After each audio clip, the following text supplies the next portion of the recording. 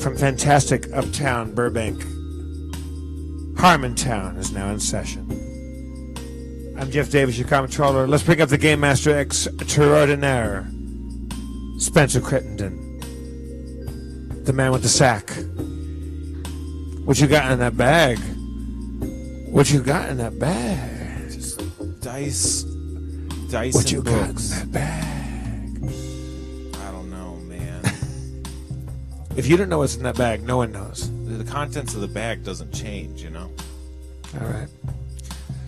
How about your mayor of Harmontown? Oh, yeah. Dan Harmon. Sensual. Hell yeah. Yeah. Smooth. Boy. Yeah. Yeah. Yo. Why don't Smooth. you give him a Dog. nice rap? Yeah. Oscars night. The showbiz is right. The limelight is out of sight. Get out. Get in. The big sick didn't win. Yo, Oscar night. It's all right.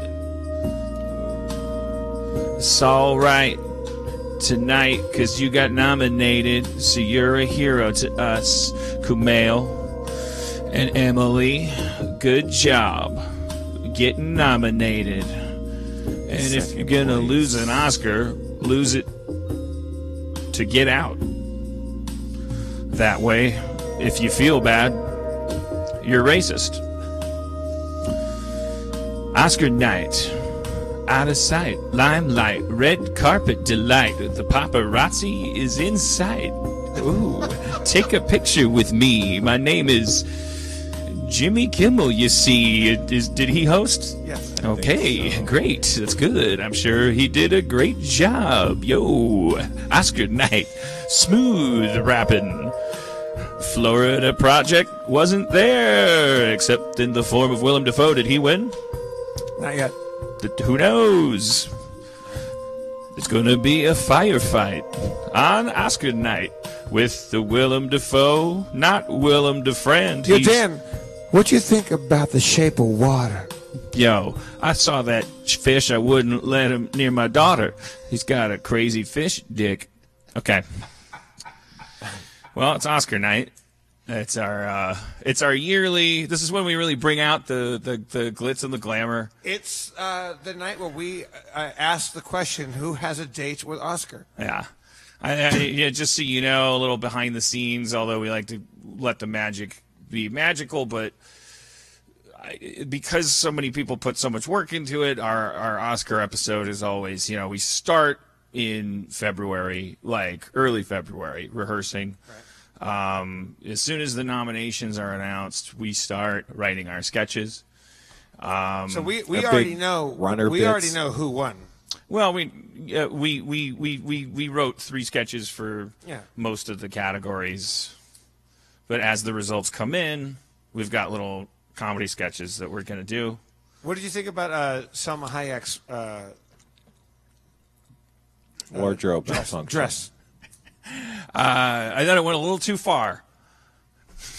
In which direction? I thought it was a little risque, but you know what? You go, Selma. You go, Selma. What did you think of Selma Hayek's attire? I thought it was tasteful. Oh, okay. Was it? Yes. Okay. Well, bad guess on my part then. But it was Maya Rudolph at church. Who was the gal, the chick that was with Maya Rudolph? Tiffany Haddish. Fucking hilarious. They should host all the Oscars from now on. They were fucking hilarious. Yeah, they came out with their heels off and they held them. They're like, fuck this shit. And they were, Maya Rudolph was wearing like a Snuggie. Like a giant red Snuggie, and she looked great. I'm not talking shit. She looked fantastic. But she did not play ball like in the Oscar fashion. She did her own shit, and they were way funnier than everybody else. And like, no offense to Jimmy Kimmel, who's doing a good job as far as, because we only watched probably the third of it, church, or fourth. He was doing a good job, but Maya Rudolph and Haddish. That's what he said. How do you say her name? Tiffany Haddish. Tiffany Haddish. Fucking hilarious. Well, I'll have to check it out. I was a little disappointed I got to be honest with you, that what's her name from Church? I'm blanking. You have to give more of a clue. The mom from Lady Bird. Why can't I remember her name ever? Laurie Metcalf, who's one of my favorites. Her name is always like a fucking blank for me. She's Laurie one of your Metcalf, I favorites? thought was so good, and she did not win Best Supporting Actress, although I thought she might have. So the results are still coming in, I take it? Oh, yeah. The Best Picture hasn't been announced, but Get Out. What do you think, Dan? Predict it right now. Make your call because it hasn't. That'll be the last thing. It'll probably happen an hour from now. My gut says Get Out. I mean, but I don't really know how the Oscar voting works. I mean, I know that it's like, you know, it's a lot of actors of a lot of ages. So it's all about yardage. Sometimes you make the Yeah. prediction based on, well, it's a liberal political, like, easy darling, like it's Hollywood. It's but then look, let's face it, like something like Get Out, you could find the line within liberal Hollywood elite, like they're the baby boomers that probably dominate the Academy. Probably might have watched Get Out and been like, I don't don't like that. I would have thought that Shape of Water was going to win, but Church, what were you saying? That there's a beef about?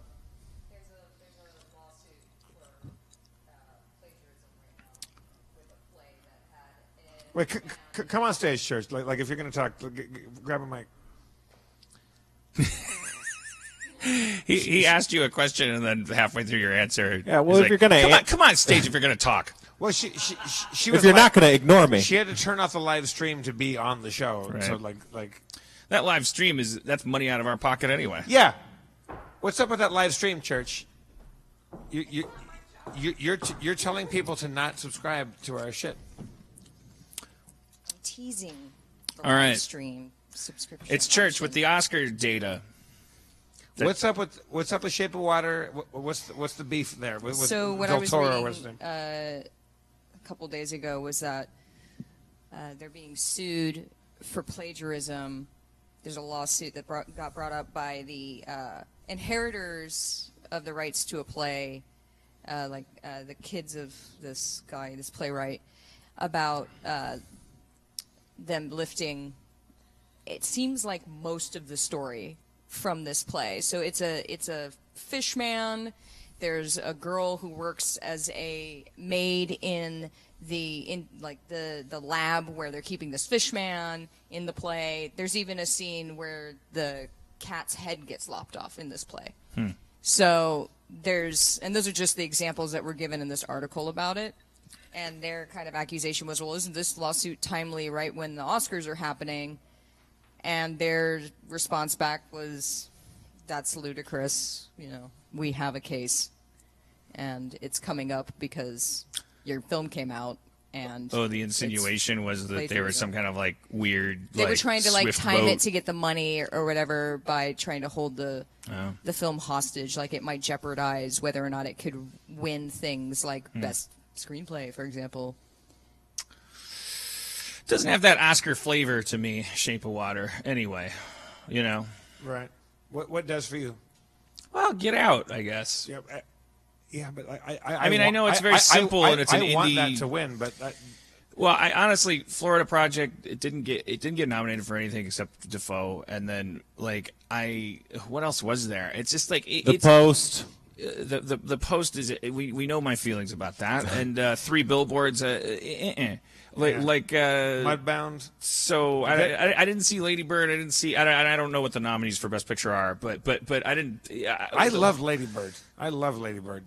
The only thing I saw that seems like a shoo-in is Get Out, but shoo-in is like with giant air quotes because it's not. We're not talking about a popularity contest. We're also not talking about like a craftsmanship like. It's a bummer that our prize. friends Emily and Kumail did not win for a screenplay, but it's awesome that Jordan Peele won for Get Out. That's amazing. Yeah, I mean, obviously, yeah, it's more of a tragedy for us because Kumail and Emily are family, so we'd rather they win. But yeah, if you're at least they didn't lose to something that we also hated. Yeah. And like Kumail just tweeted, they came in second place. I mean, I have to honestly. It's like it is an honor to be nominated. It is enough. I mean, I'm sure it's a bummer to not win. Yeah, but- it's not just something that didn't you people win? say. You get to wear that title for the rest of your life. You're Oscar nominated so and so forever. Or Actually, I just realized. You won an Emmy for writing about the Oscars. Yeah, and Monster House was nominated for an Oscar, but and that wasn't an honor. So maybe Kumail and Emily are really bummed out tonight. Hell yeah.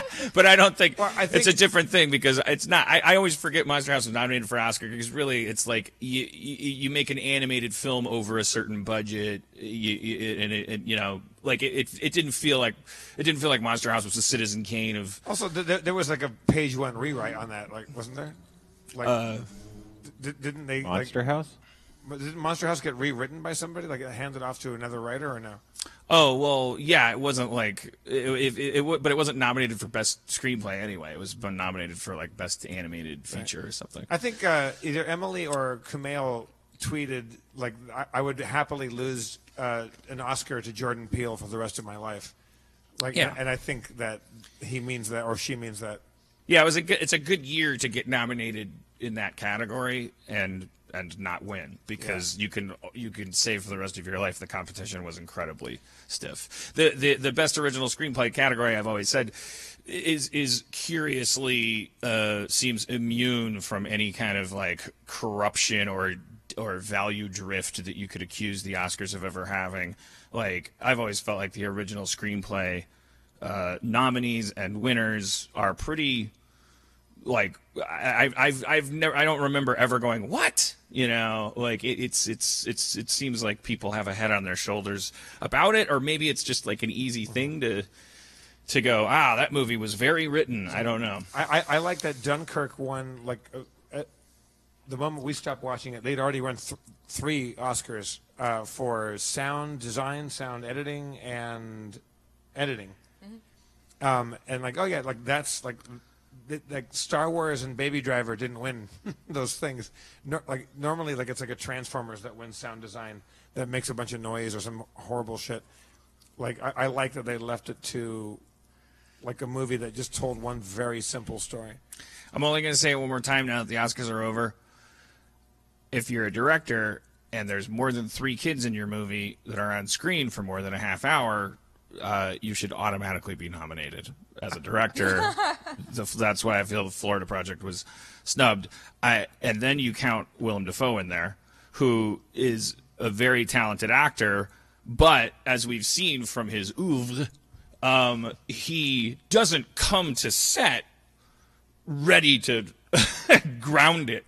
You know, like like Nicolas Cage, he's perfectly capable in the right hands of being a Stradivarius, but he will just show up as GarageBand if left unchecked. And Here's my fear, because like, will somebody like on the crew here, like, keep us posted who wins Best Actor, because I don't want it to be Gary Oldman for his impression of Churchill. I don't want that to happen. well, put a pin in that. We'll get back to that. What was I, Tonya up for? Did the director of I, Tonya get nominated? I don't know.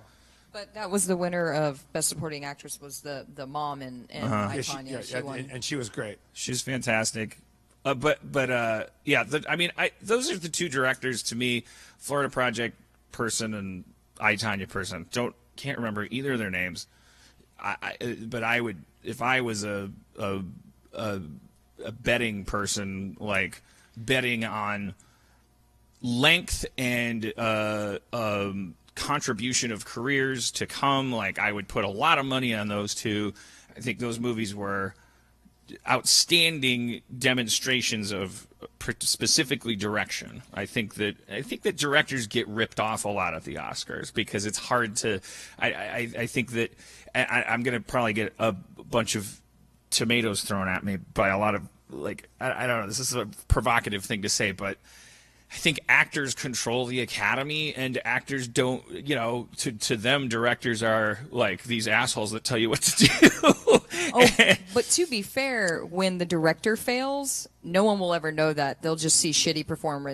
performances out of the actors too. So they kind of take the fall when as much as getting all the kind of glory and attention and having all the focus put on the acting. Yeah. Because it's definitely like an actor's event. I just feel like, not to be pedantic about it, but if you ask a writer who's a good director, the writer's going to have an answer that has something to do with, like, you know, how they affected that person's script. And also that writer is they're going to be far from the trenches and able to observe it kind of rationally. If you ask other directors are going to go, of course, well, my God, I couldn't have gotten that performance out of that cat, or, you know, that was beautiful, that shot, and this was, I know what goes into directing, blah, blah, blah. But if you ask an actor, I feel like they're so close to it, I feel like I hate to offend my actor friends, but I feel like an actor in general, as like a biomass, like an actor would go, oh, who's the best director? Oh yeah, that one person that they did very few takes and they let me go home on time. Yeah, but I think my understanding of how, like, at least the nominations process works is that it's like the previous winners from your category. So it's like the other directors who've won Best Director, or it's like the other. Oh, is it? Does it really work that way? So their job is to, like, watch all the things that are like they want to consider for that category, and then they decide who's nominated. So, like, it was my friend Michael Dana who explained this to me, because he was like, oh, I got to watch all these movies and decide who to nominate for best score, best original score. Because now that he had won for Life of Pi, he was now on that panel to make those decisions. So your job is to listen to everything and decide, okay, these are worthy of nomination, these are not. So then you narrow it down, and then everybody votes. Oh, but then is to be my clear, understanding of how it goes. Votes. I think so. Yeah, because then everybody throws their hat in and goes, oh, okay. So from the nominations from the people who are the peers in those groups, now everybody gets to weigh in. I kind of wish I wish they would carry through the jury of peers in your craft all the way to the finish line, because that way you wouldn't have this potential value drift. I mean, it would be only to the extent that the definition of good directing ever changed, you know, then that would change. Like, it really seems like that would be, and then imagine the honor that would be too. You'd be like, holy shit, like Scorsese. And, but maybe that's why it's such an honor to be nominated, though. Well, yeah, exactly. Because the nomination is the thing that you're actually getting from other people who you've looked up to for so many years and aspired to be like, not the win. And if you get an Oscar, it could just be Marissa Tomei got drunk and she's like, oh, I like that one. Just kidding, I love her.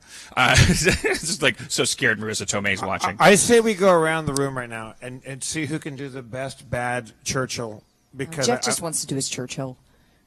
Let's start with Jeff. All right, I'll start. Go ahead, Jeff. No, we are. Dan, you want to start? No, we're starting with Jeff. All right. We shall never surrender. That's me doing Gary Oldman's Churchill. Okay, Dan, you're up. I mean, I'm coming out in a state of nature. That's good. Spencer? You're a bitch. All right. He was like a womanizer, right? Or like a woman beater? Yeah. Something like that. Yeah. That wasn't in the movie. But yeah. I'm going to have to look. Can someone look that up? Your name is partially Churchill, so why don't you bring it home? Yeah, you should be the best of this.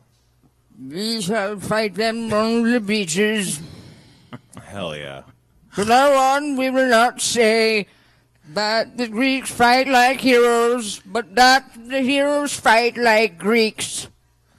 That's a direct quote. Jeff, what is... So was mine. What is your beef? I understand the movie wasn't... We shall never surrender. Do you really think that was that Gary Oldman's doing a bad job in that role? I think he... Look, I'm not a big Gary Oldman fan. I think he's one of our... Biased. He's a great overactor. I just thought that movie... Here's the deal. The movie sucked. It didn't go anywhere. It was a movie about making one speech, and they ramp it up, and he makes one speech, and then the movie's over. Kind of interesting. I agree with you. Not an exciting movie, and I'm not saying this is a mitigating factor, but it is interesting when I watched it, I'm like, wow. So this is the guy that's famous for all those quotes. Like if you swing a cat at a quote, Yeah. like it's a Churchill quote.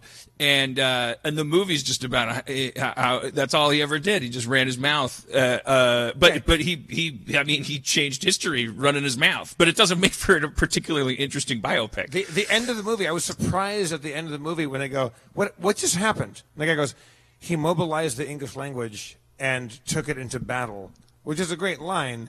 But that's act one, like page one, like it's like now He was a loudmouth because he was half American, and his mother was an American, Right. and it kind of got this sort of that kind of like bold, outspoken like That's thing probably a that movie- so many people did not like Churchill. He ended up being a huge hero, especially to Americans. I hate to But- be corny Aaron Sorkin-y guy, but I think if I had a gun turned on me and like you got to write the Churchill biopic, having found out through research what that movie reveals, which is that there's not a huge arc for this guy, etc., and he didn't do a lot, but was very important. Just was. I would then go. My Sorkin gland would then go. Okay, well, let's talk about his wife and let's that relationship, because I thought that those scenes were touching, and you could tell those were based on either internal notes or studio notes. They were like, this thing needs something, and so they had those one or two scenes with the wife where you're getting to know Churchill, the aging lover, Churchill, the baby that needs his diaper changed but acknowledges his wife as his mommy, and Churchill's wife, the dutiful, the woman has no name, kind of like selfless politician's wife kind of thing. I would dig like Sorkin deep for anything there and just figure out a 3-act structure, like have them have a fight on page 70 and then have him kiss her on page 95, because that World War II story turns out it's pretty linear. Those Nazis just kept coming, and then You know who was a great Churchill? Was Lithgow. His Churchill, I thought, was really amazing. Dan, why don't you do I don't think anybody John could. Lithgow? Do your John Lithgow as Winston Churchill. the only thing we have to fear is that It's our mouths not being in a circle. That's Churchill. That's the only one he didn't say. The fear one and the stick one, those are Roosevelt, I right? think that was FDR. Or yeah. FDR is Those are fear. both FDR. FDR's fear, Roosevelt's stick, everything else is Churchill. Yeah. It is in these times of circular mouths that one man's Harry must come to his Hendersons. Where did Churchill say that? I believe in this realm. I believe in this island. I thought you were giving me music. I was trying to. I was trying to give you the Jurassic Park theme. Jeff's iPad isn't working tonight. When I look out at those lighthouses and spotted dicks that make up the coastline of this historically impenetrable isle, I ask myself, what will the man be who gives it up? And the answer is a pariah. He will be forever unforgiven. And so I say to you, the House of Lords and the Commoners and the Third Parliament of Groundlings, we must come together in the opposition for the great creme de la creme, the pièce de résistance, the Cockney wainscoting. This country has never surrendered. We were at Stonehenge. We were at Baskerville. We kept the hounds at bay. Jack the Ripper recoiled from our touch. Pudding was invented here. Where the place Ben Franklin loved to come on the weekends. That may have been France, but we're 90 miles from there.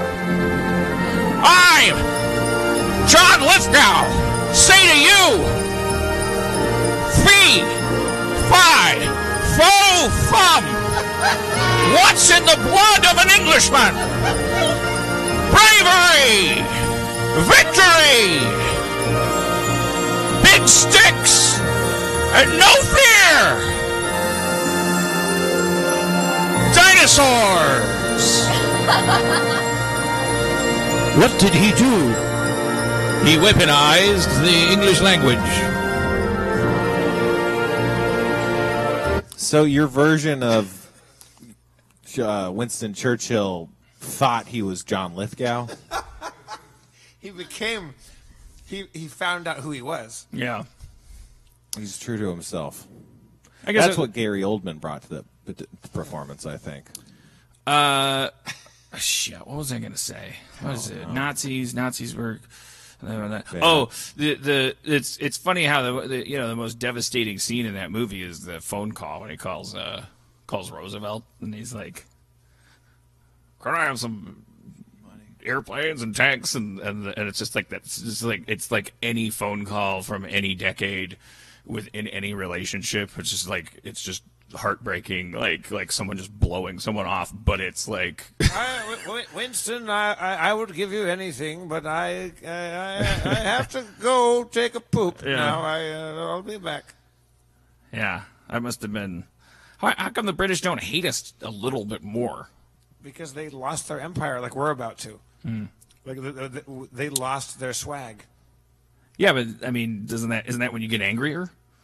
But they didn't have the army or the armada to back that up. They can be as angry as they like. No, but I'm saying, how come the story? How come everybody just goes along with the story of us being swell and dandy in our handling of World War II? Because we did end up saving everybody's asses. Like when we finally did step in, it saved the day.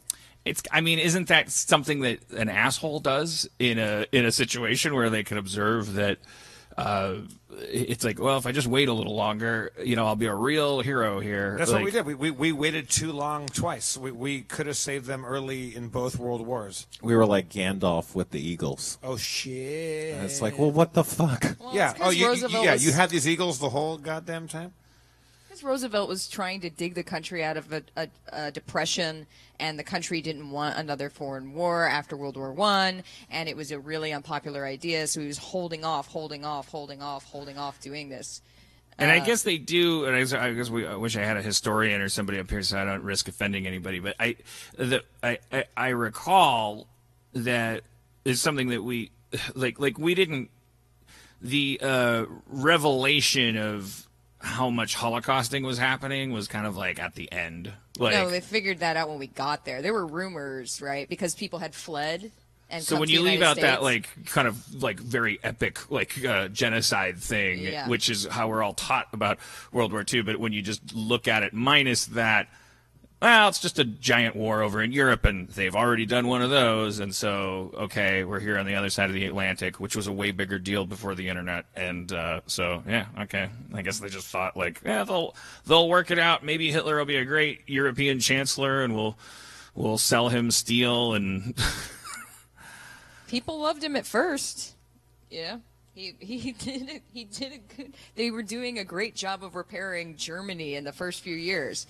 It's when they started conquering everything and everyone around them that Europe went, maybe we need to call for backup. Oh, Hitler. Oh, Hitler. We hardly knew ye.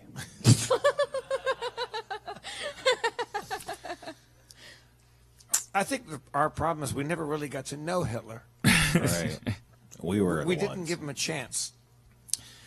I was surprised if I watched a conspiracy thing on Netflix, and I was kind of surprised at how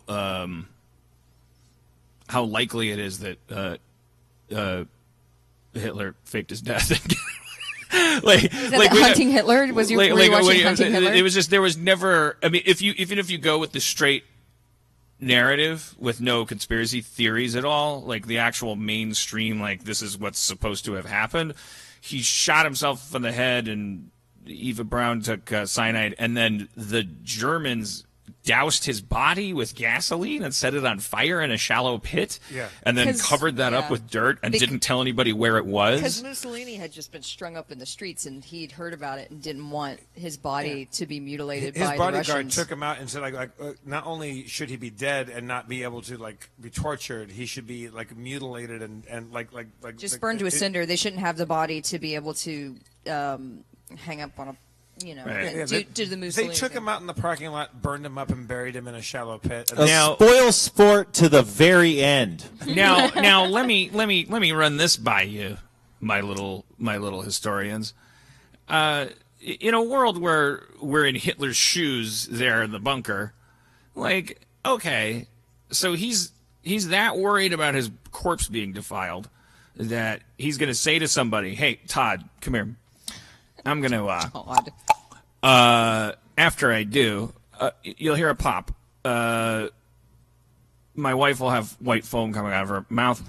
Don't try to resuscitate her; you might die. He shot her and then himself. Do me a favor. She took cyanide, though. Yeah, don't derail. Do me a favor. I'm planning ahead here. I'm at the point where I'm going to blow my brains out, but I'm thinking this much ahead, about what's going to happen to my body. So I submit to you, if he's thinking that much ahead, it's only a little bit further ahead to go, "Hey, Todd, who's that guy? What was his name at the Christmas party? Everybody's joking. He put the electrical tape on his lip, and everybody's like, he looks just like me." Yeah. Oh, Gary. Yeah. In accounting. Yeah. Do me a favor. Put a mustache on him and bring him down here, and Cynthia from HR. Bring him down and dress him like us. And this is the conspiracy theory: is that they did a little switcheroo, and Hitler went out the back door, which he very well. It's not like he was trapped in his bunker. It was Totally just possible. I mean, it seems like a thing that a spoil sport would do before he was like, I won't let you string my corpse up. Well, especially for the Nazis who built secret tunnels everywhere and Right. always had all kinds of exit plans and made alliances in Spain so that they could go through different countries and there were loads of Nazis who did escape to Argentina and shit. We know Mengele that. and all these guys, Eichmann, they all made it out. Yeah, if I'm at war with your country and during the handful of years we were at war, I'm finding out that you were diverting revenue to such causes as trying to sew a German shepherd's head onto a human body, or finding out if the devil's real and maybe we could summon him. Here's what I'm not willing to do. Take anyone's word for it.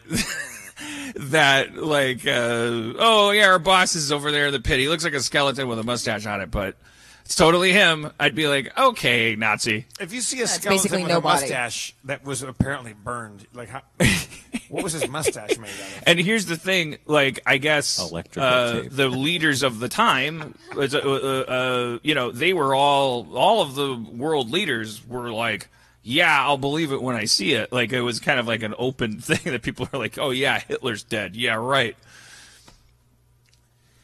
Yeah, but he was. There were Hitler sightings even all over the United States. Once people realized what happened and that they didn't really have a body, you start hearing all over the world people Also, saying lots they of saw people look Hitler like in Hitler. the mall, they saw Hitler over by the pool, they saw him everywhere. But they did find a jawbone that they set. The Russians are the ones that finally verified it.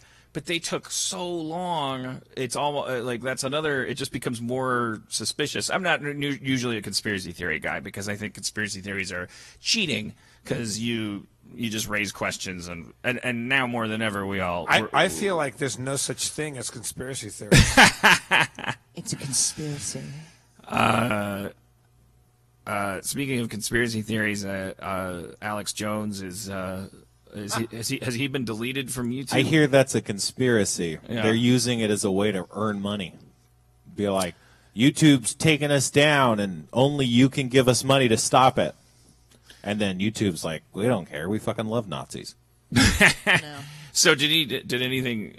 Did they delete him from YouTube or Not as far as I understand. What's his name? Paul Joseph Watson. He's a real piece of shit. But he apparently admitted, he was like, no, it's a fucking, we're just using it to get a lot of money. It's our YouTube's fine. But that's I think illegal to do, to say to. Certainly He the admitted nadir. that? Yeah. Wow. The nadir of our civilization has to be at this point, just because now we've just hit the bottom with these the way we're treating these high school kids that are bothering after, I mean, 20 years. They weren't alive when Columbine happened, and then this happens in their school. I don't give a fuck what these kids think is the appropriate response. I'm certainly behind them. Like, no one's done anything for them. It's like we're treating them like chickens in a fucking factory farm. We're like putting them on a treadmill headed towards statistical likelihood of mass death, and the gall of anybody to say to a 16 to 17-year-old kid who's gonna go, you know what, Hail Mary, maybe if instead of going home and shivering under my bed and weeping, I say some shit and politicize this. Maybe that something will change. I like, how do you fuck with that kid? Like what? Like, even if you are evil, like, just like, what the fuck? Like, it's crazy. We've hit so far below rock bottom at that point where people are just like questioning these kids and making fun of them and like scrutinizing them, and not just the conspiracy theorists, but really the more vile of the characters are the people that are like politically combating them and like going toe to toe with them with witty repartee. It's like, this is a child. I like, what the fuck are we doing? And to beat the horse bloody, we ceremoniously, ritualistically stripped Katie Rich, SNL writer who was off duty, and made the joke, Barron Trump's going to be the first homeschool shooter. It's not even a joke that has to do with, you know, it's a joke. It was a joke about how that poor kid has the worst family ever and is never going to have a normal life. And in this orgy of we won and we're taking over the world, like, Katie Rich was taken to a stake and she was tied to it and she was set on fire and she was burnt slowly. And as far as I know, she's still laying low and enduring death threats and whatever. I don't know if she's recovered or whatever. I know she never got her job back at SNL. I know that they never even did her the honor of telling her she was officially fired. They just suspended her and then told her she wasn't coming back. Like we all took part in that because kids are off limits. Because when it comes to joking around, we got one rule. But when it comes to blowing people's bodies across the floor, we got no rules. It's fucking... I mean, it doesn't even mean anything to say the words "it's insane" anymore. We've been saying it's insane. The word insane means nothing. Did you hear that there was that kid in 7th grade who was going to shoot up his school, but he went into the bathroom and killed himself instead? Yeah. It's getting to the point where we have to ask the mass shooters to solve their own end of the problem. I'm sorry. I'm laughing. Literally, no one else can do anything. So if you're going to shoot up a school, why don't you kill yourself? Like, that's where we're at in society. Is like the people who are willing to commit mass murders are like, no, this is actually crazy that I'm allowed to do this. Right, that society has let this happen. And we sit up here and we tell these kids, like, you know, if you're having thoughts that you've never had before, your body is surging with hormones, you have God knows what going on, like please just talk about it. Like, don't hurt yourself, don't hurt other people, just talk to someone about it, talk to someone you can trust. Here's your hotlines. Like, you know, we try to handle these kids with care. When kids do something wrong, we try them in a different court. the idea is that before a certain age, your neurology is forming, and we're supposed to be protecting you. It's insane that this is up for debate now. It's insane that grown ass adults are having like fucking weird flame wars with recent survivors of massacres who are not old enough to vote yet. And who are just saying, maybe if I say something, I just can't. I mean, I know that we all feel this way, but like, how much further do we need to go before the moral majority, an unfortunate borrowing of a different group's title, but the silent fucking normals, the relatively sane of us, how much further are we going to get before we go, the rules are done now. They don't have rules. Maybe it's like the third of the population that's just never votes because they don't believe in the system. And they're just watching the whole thing burn down. And it's like, I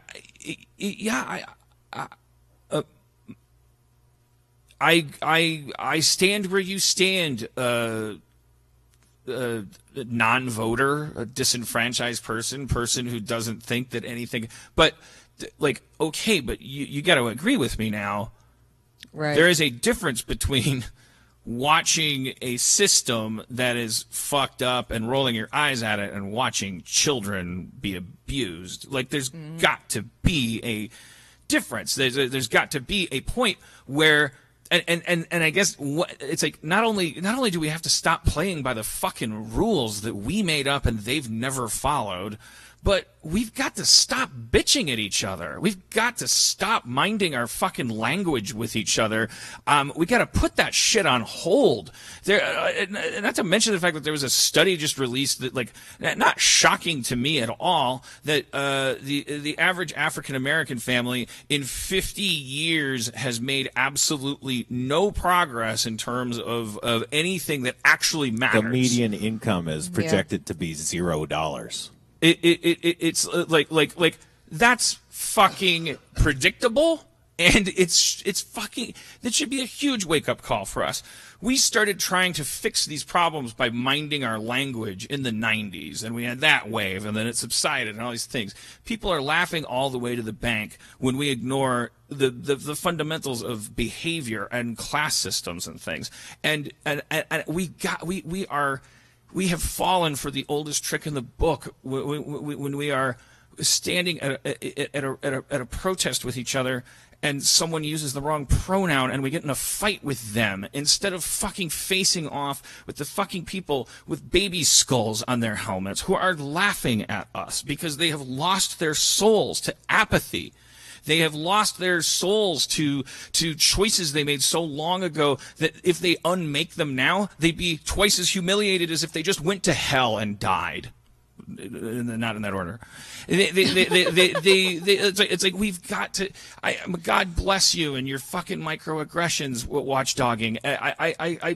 It's not that anyone wants your humanity to be divested, but can't you see that we are divided? And the bad guys aren't? Like, can't you prioritize? Can't you say, first of all, Nazis are bad. Second of all, killing children is bad. Third of all this, fourth of all this, fifth of all this, sixth of all this. And by the way, don't call me that. It bums me out. Now that we're fucking friends, because we have to be, or we're gonna die. Or put it this way, if you're cynical, because I don't want you to have to make a choice, let's put it this way. Since we're going to die, let's die friends. Let's die cool. Let's die arm in arm. Some of your fellow liberals are stupid. A good 85% of them.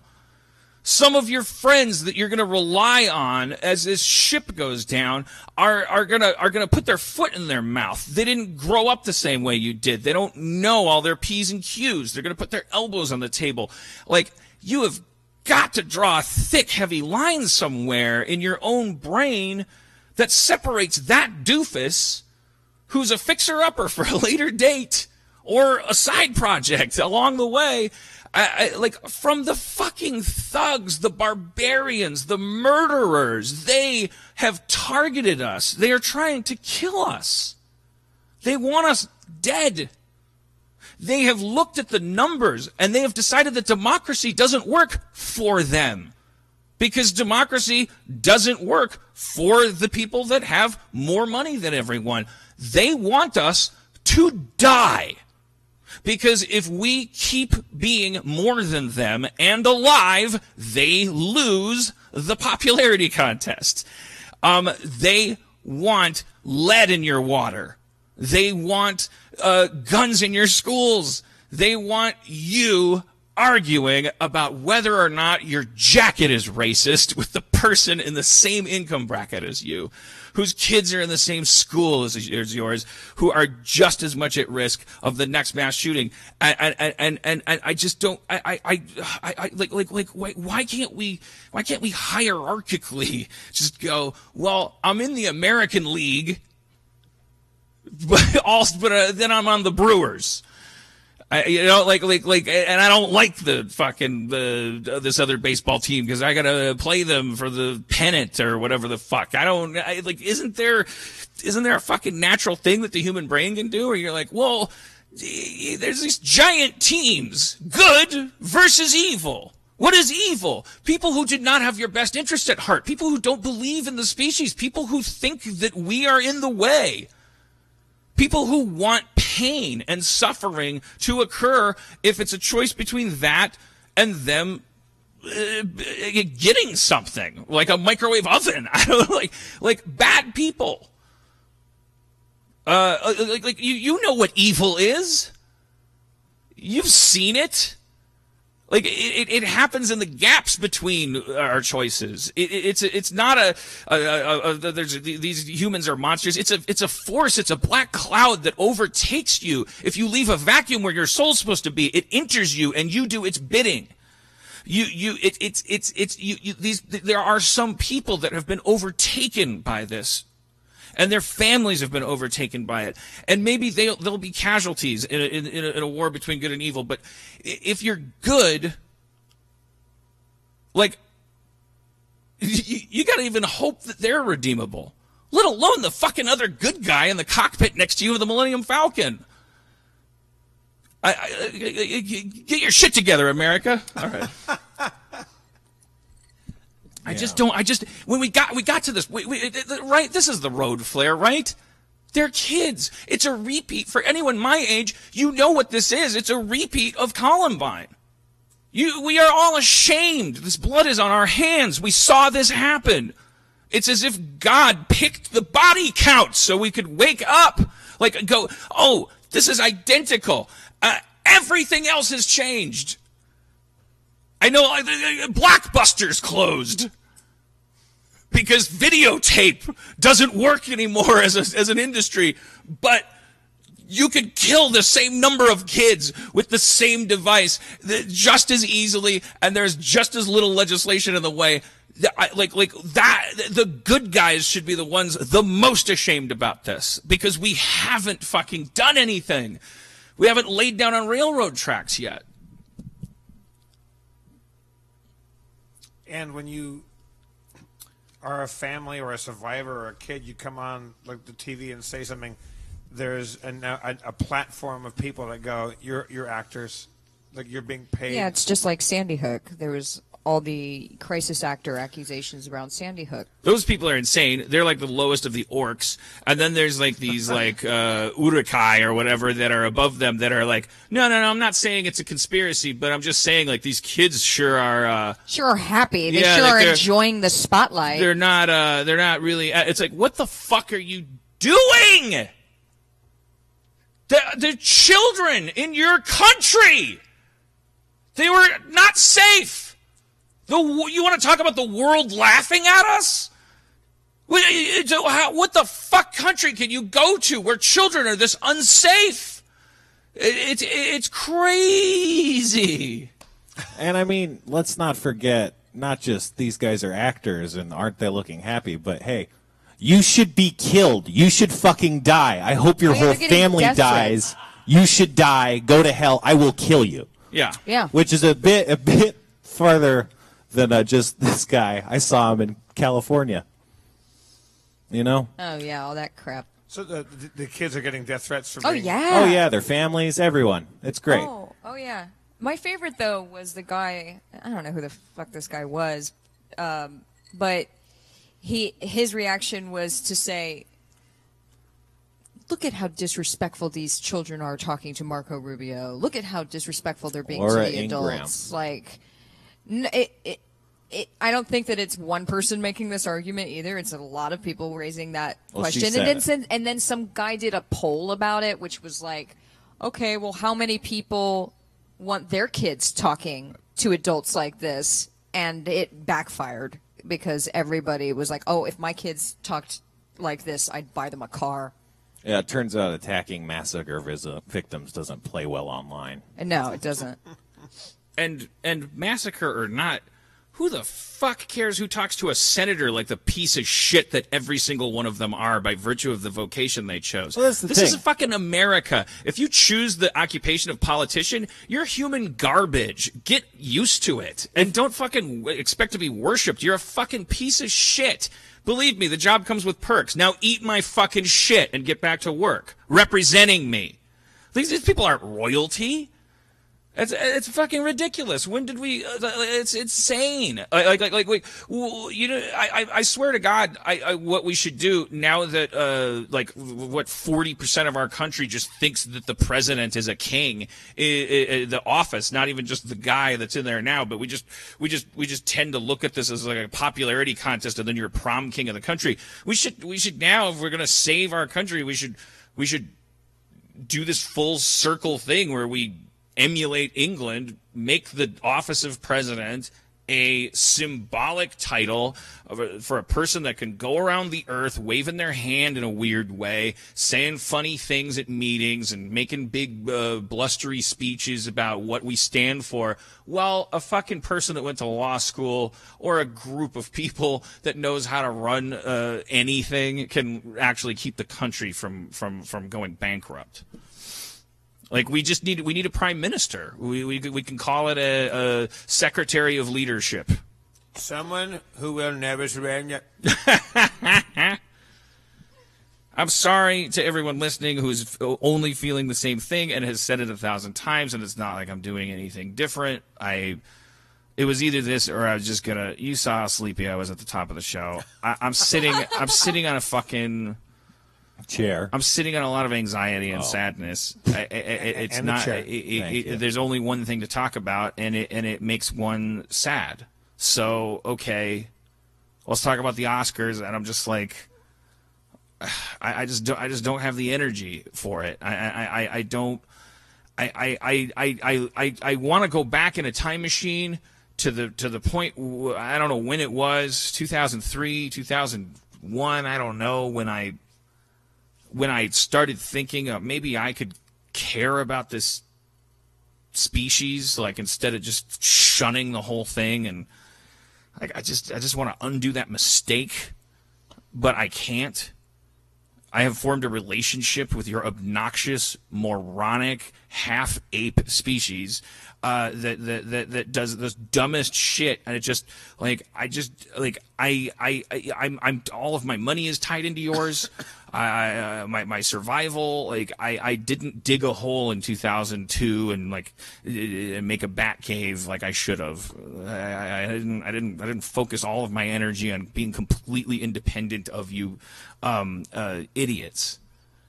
But because I didn't, I can't you fucking figure it out? Can't you touch a monolith and evolve? Or somebody do something. There's 300 million of us, and we're just making such an ass of ourselves. Our kids. These are kids. They're kids. We're eating our own children. We're devouring them. We're feeding them into this blender.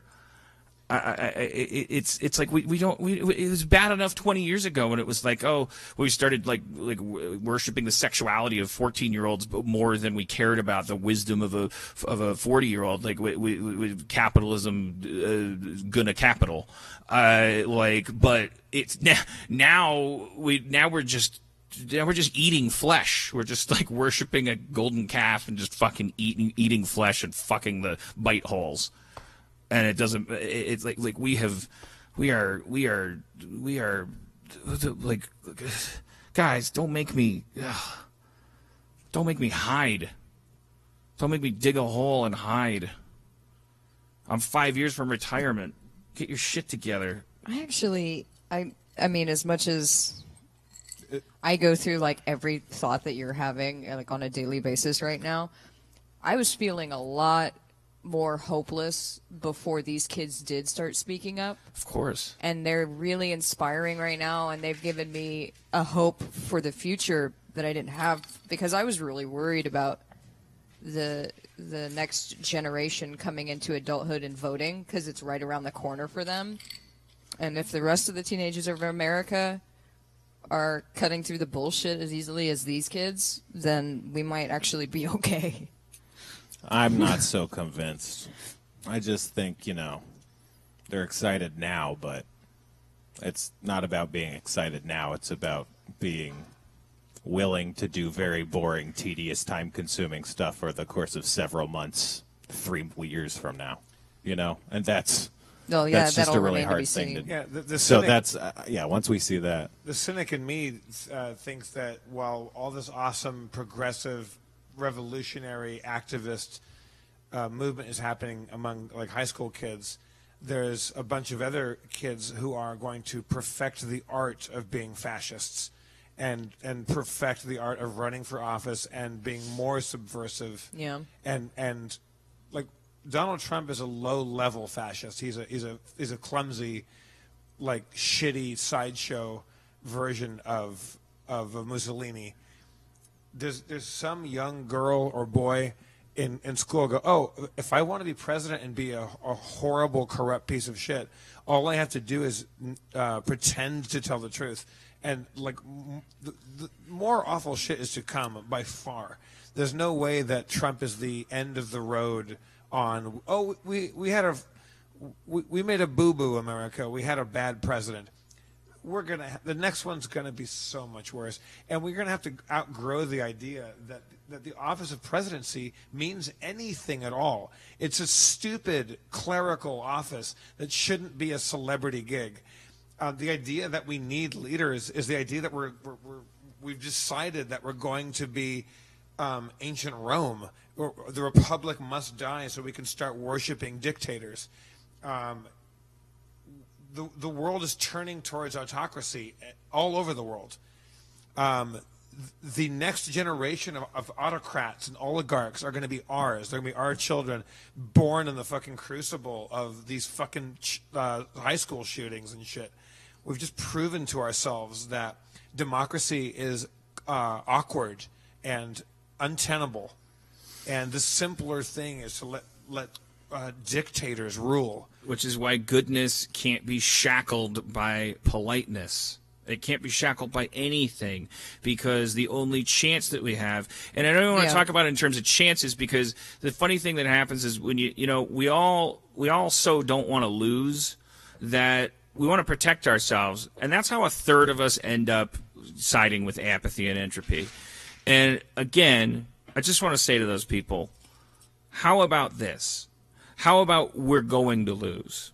How about we've already lost? Now, the call to action to you is, how do you want to go out? Do you want to kill a bunch of kids? Do you want to roll around in a pile of money that doesn't matter because it's all ending?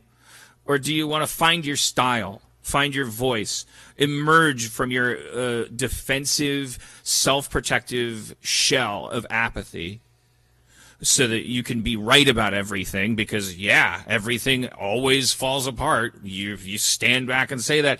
I was that person too. I still am that person. I'm saying, like, now that it feels like it's really getting close to the end, like, for shits and giggles, let's try some shit.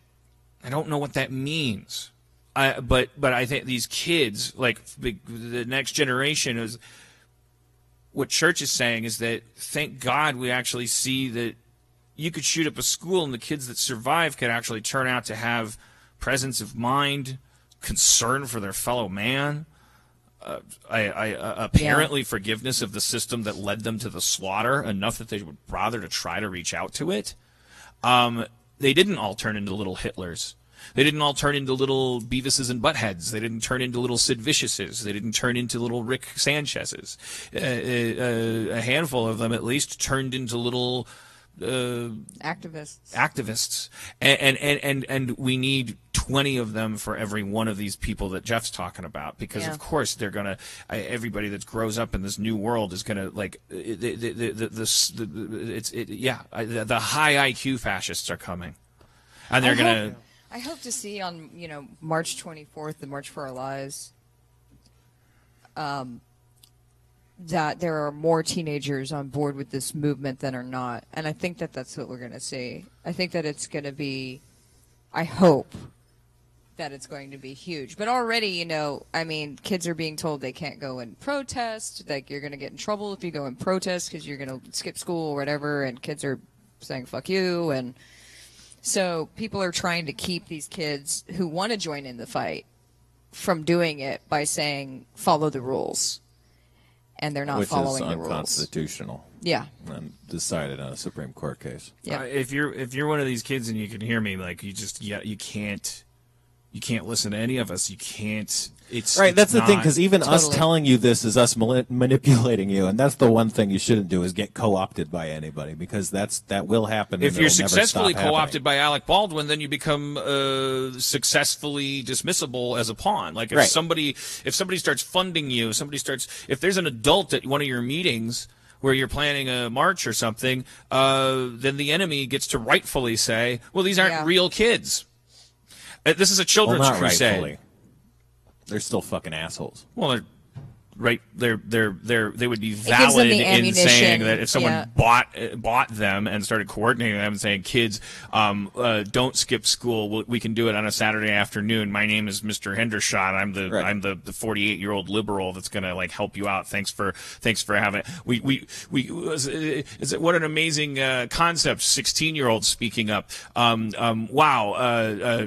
Now let's use that to get Maxine Waters elected. Like, I just don't trust anybody, kids. Because it doesn't matter if their heart's in the right place or not. Your power right now is that you're all that we have left. Your power is that you're supposed to be off of the Monopoly board, and the game has become not a game anymore, and you're the only thing that can help us. Think about the pressure. What's the I call BS girl's name? Emma Gonzalez. Emma Gonzalez. She now has way more followers on Twitter than the NRA, and she's, 17, 18 years old? And the NRA has fucking dank-ass memes, too. So to be able to beat that... The NRA has dank-ass memes? Fucking dank-ass memes, bro. There's our show title. I don't know. But, she was eloquent in the face of a massacre, and now she's going to be held to a horrible scrutiny of of asshole men and men's rights activists and all this shit, NRA fucking Looney Tunes, she now her life is now having to be famous for speaking up. But also, I think it's crazy that the idea that we have to worship leaders of any kind, I say pour all that energy into protecting these kids, and it really has to be literally protecting them. It can't be helping them. It has to be shielding them, because it's good to be disenfranchised by politicians, and this is what happens to a society in total crisis. Is that it's like these kids are going to either be eaten alive, in which case the dragon's going to get even stronger. And we'll just look at it as a children's crusade. It was just the final death throes of sanity. We sent our children marching into into the fray, and because we were out of soldiers.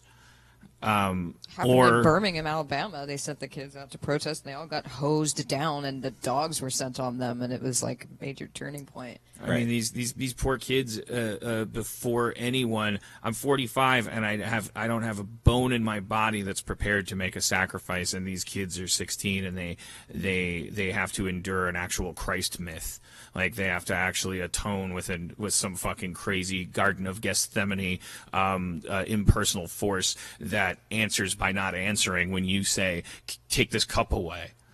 And they have to march forward to Golgotha, knowing that there is no fucking, like, celebration at the end of it. It's like it's only going to be abuse. It's like you're going to have your childhood taken away from you. I think that happened when there was a shooting. That's why if we care at all, we have to just whatever this means figuratively, we have to just gather around them in a giant bubble, with our backs to them, facing outward, while they do whatever they want to do until they drop dead from exhaustion. And any bullet fired their direction, figuratively or literally, hits one of us, and that's what we have to do. That's what's upon us in the face of this. If we care, I don't know what that means. I don't know how that actually physically like expresses itself. I don't know what to do. I just feel like I just want these kids to understand, like, that, you know, sorry. Sorry that our football team's so shitty that you're on the field with no equipment, and the ball is spiraling in the air, and there's 400 linebackers headed towards you. I don't know anything about football, but should we do Sports Corner? But I do know either by virtue of the fact that we were never going to win, or by virtue of the fact that this is the only way we're going to win, that this is all we got, and you're doing the right thing. Don't listen to your parents. Don't listen to your parents when they tell you they understand. Don't listen to your parents when they tell you that your life is going to be ruined. Don't listen to them. Don't let them trick you in any way. You have to use them. You have to love them, but don't let them get in your head, because they don't have the answers. I am your parents' age. I did nothing. I watched all you kids die when you were my age, and I did nothing. So don't listen to us. Accept support, not advice, is my advice. If someone says, "Here's $500," make them sign a thing that says it's a gift. I don't know. I guess actually spit on it and throw it back in their face. They've already taken like $2.5 million. I'm sorry, I thought that was a joke. No. Oh yeah. That's what I mean. It's like, it doesn't invalidate them to take money. It's like, give them money.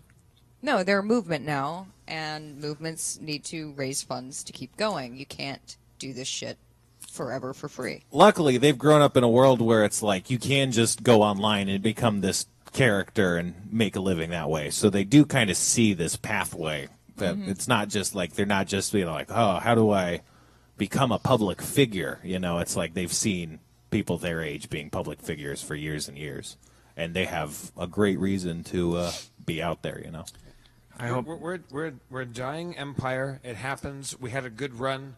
We're Portugal, we're England, we're Spain. We ruled the world for a couple hundred years, and it's over. And we're not going to go gracefully into that good night. We're not going to go gently. What we're going to do is grab and profiteer as much as we can. We're going to take, like, the people in power are going to steal as much as they can, and then go team up with the next new empire, be that China or Russia or North Korea or whatever the fuck. Like we did it. We're done. We're fucked. You can't be a 1,000-year empire. You can't be a Reich that goes on for fucking on and on and on. We blew it. We had a chance. We did kind of a good job. We made a lot of white people rich. We made a lot of black people unhappy. And now we don't care about the murder of our own children. This is the end. We actually had a pretty short run. Yeah, it should have been longer. Sure. We squandered a lot of it.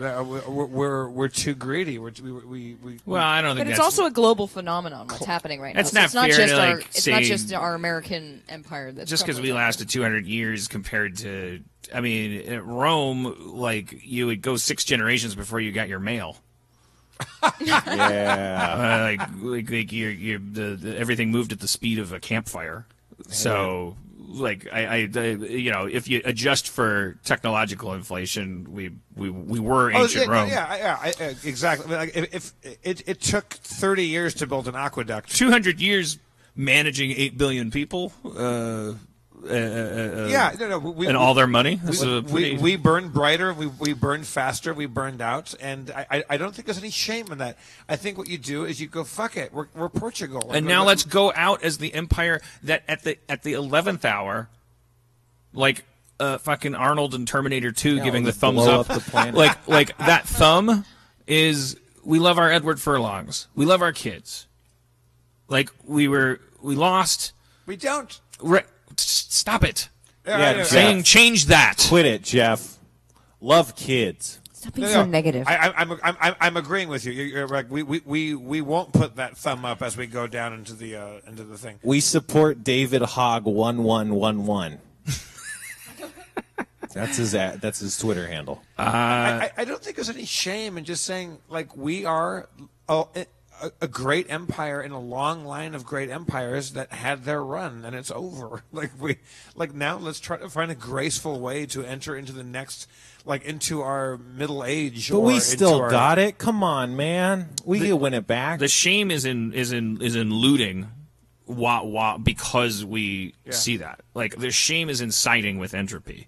It doesn't matter if entropy is going to win or not. The shame is in siding with it. I also think that there's 2 things that kind of led to what's going on right now, and you can look back at Rome for this example as well. One is the disbelief that it's even possible that this could happen. Like, there's this notion of American superiority and this American dream idea, this ideal that we're all kind of raised with, that says, like, well, America can never fail.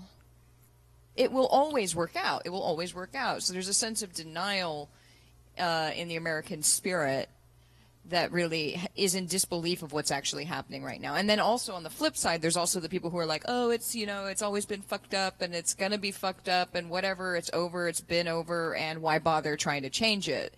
So in between those 2 perspectives are people who might actually try to do something to make something better right now, despite all evidence that it's either futile or whatever. And, these kids are trying. And maybe they succeed, and maybe we can turn it around. I think it's worth trying. Jeff, quit doubting the kids. It's worth a fucking shot, right? I believe in the kids, but there's a whole generation coming up right now, and we're about to see what happens. Where we have to, like, pick a new leader, like oh, it's going to be this person that's going to save us. There's going to be one new, like, figurehead that's going to save democracy. That's crazy. Right, that approach is flawed. Yeah. Yeah. And so, like, yes, turn out, go vote, go change at the midterms, like go make things happen, but also don't root for your next Bernie Sanders or Hillary or Trump or whoever. Like, the idea that we have to pick one person to make things all right, to be the leader, like, of our rock band. It's crazy. But I don't see that happening. What I see is a lot of people suddenly actually getting involved in their local governments, holding their representatives accountable, starting to go to these town hall meetings, starting to make phone calls. All shit like that we've learned in the last year more than we ever knew before about how government works because of this catastrophe. We are there is a silver lining here. With Trump is a sort of like, he's a rodeo clown, and he's as Jeff says, he's a amateur's autocrat. Yeah. He also is sort of like a thinly veiled drape over the fact, if we play our cards right, if we get through this, it could be the way that we realize the important thing, which is that the office of the president is not is not supposed to be empowered and It can't isn't destroy that you, can't empowered. save you. That we are a republic and that our representatives Yes. in all of this fucked up tiered system, that this is an incredibly important. They should be like underpaid, low-level nerds that take care of us. They that you can tell to go celebrities. fuck themselves, because if they can't handle being talked to by a 16-year-old that's just been shot at by an For AR-15 real. like they're a fucking moron, then they don't qualify for the job. Get me a fucking accountant in that office. Get me a lawyer in that office. So I have 1 million people on my payroll who know full well that whether they like me or not, they could go home and fantasize about me falling downstairs and breaking my neck. But during the 10-minute phone call about my taxes, they go, absolutely, absolutely. That's what you're supposed to say to the American public if you're a fucking congressperson. And these are the people that are important, and they need to stop fucking acting like just because they're below the radar that they're like not capable of shitting up our country. I know they're being held accountable for the first time ever, because also with such an inept leader, which is where everyone usually is looking, is at the Wizard of Oz sitting up on top of the hill is supposed to be the source of everything. Meanwhile, there's all these other cogs in the machine that no one's really thinking are very important, and they never are in their own damn states. They're not actually talking to the people that they represent. They're all up in Washington talking to lobbyists and shit. So now that we have this inept guy in the office of the presidency, suddenly people are going, oh, wait, how does this work? Okay, so I have to deal with my state legislators, and okay, who are they? Where do I find the directory for the people I call about this shit that's happening? We need campaign reform so fucking bad. It's been the most ludicrous journey. It's just like going like over and over again. 85% of the American public, 87%. You better believe that includes all the fucking people that hate each other. All agree. Campaign reform. I don't know who the fuck these 15% are. I guess they're probably the fucking parasites, the rich people, but everyone else is like, yeah, you got to get money out of politics. You just got to get it out. It doesn't work. And then, so, okay, what's the first step? Well, let's make a law against money in politics. Okay, let's take that vote. Come to order, all the people. It's an absurd, it's like a comedy sketch. Like, but we got to that poor mailman who rode his helicopter bike onto the front steps of the Capitol lawn and whatever. It was just like, he had one message: campaign reform. We need that so bad. It would solve every other problem. Make these people civil servants. Make this job. You know why TV is good now?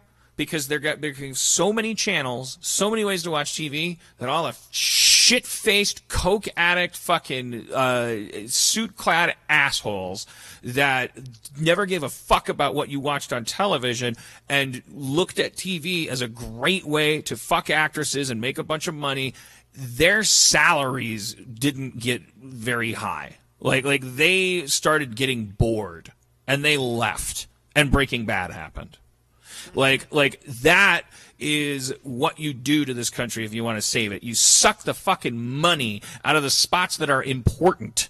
You suck the capitalism out of the things that are crucial. Education, medicine, and for my money, the Transformers franchise. Hell yeah.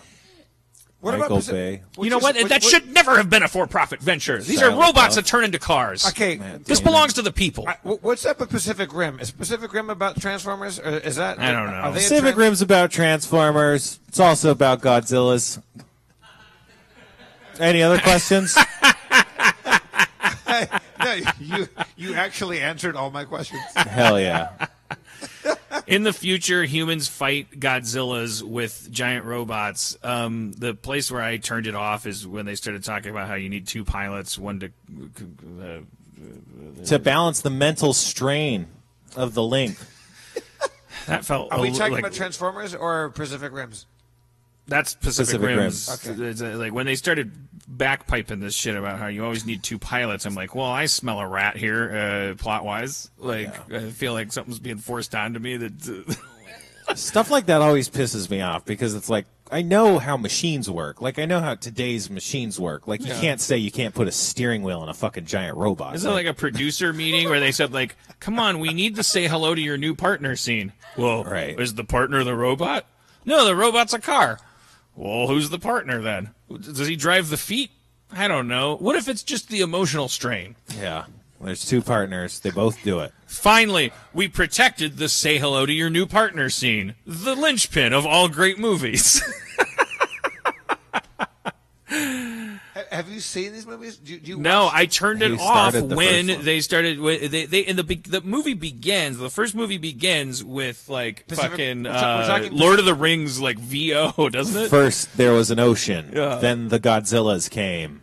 And then we found out we needed two pilots, one to handle the mental strain, and I was like, click, because I was like, I That's got a movie hard enough time. I would watch that movie if they were that honest about it. First there was an ocean, then the Godzillas came. You know why you'd keep watching? Because you'd go, finally, a movie cutting to the fucking business. Yes. So if the third thing they said was, every robot, of course, needs two pilots. Let me finish.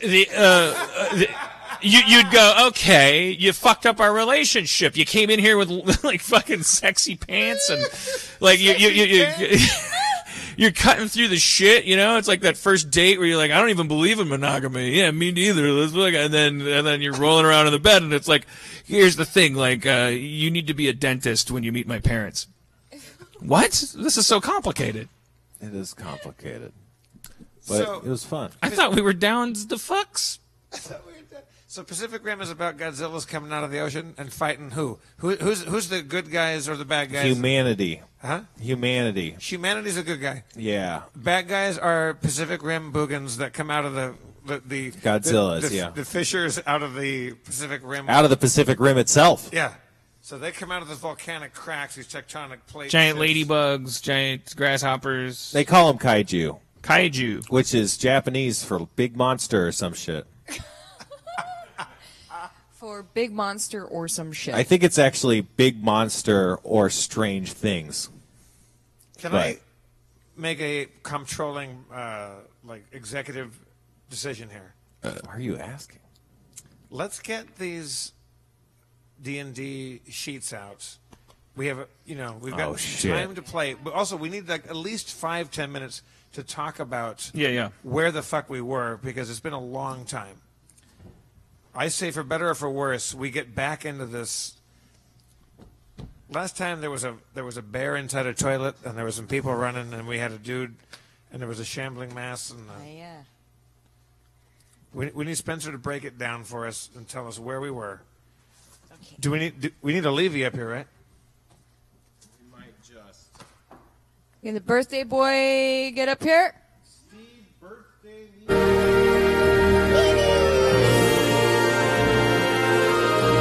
Steve Levy to the stage.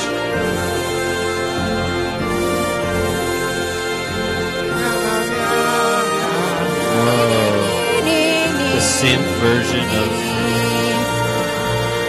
Speech. Steve, before we dispense the church, everybody, she's left us. Levy, if you could win, like if you could accept one Oscar, what category? Like if you were up there tonight, what Oscar would be the dream, like category for you to accept one Academy Award? What would the category be?